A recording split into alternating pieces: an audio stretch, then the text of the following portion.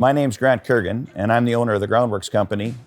We have built our business on selling customers what they need, not what we have.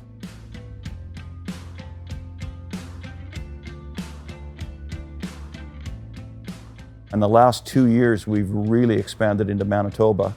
We're going to probably be doing our 4th and 5th crushing plant here shortly in Manitoba. Our sales rep is out of Saskatoon and travels the 2 provinces and knows people, is meeting more people, and is getting our product out there. So basically, we're from the island right through to Manitoba. We're in the Northwest Territories. We've got equipment up there also. Right now, we've got a service guy in northern Manitoba, a 12-hour drive from here. He's been up there, this is his 4th time up there. So no, we pretty much will go wherever the customer is.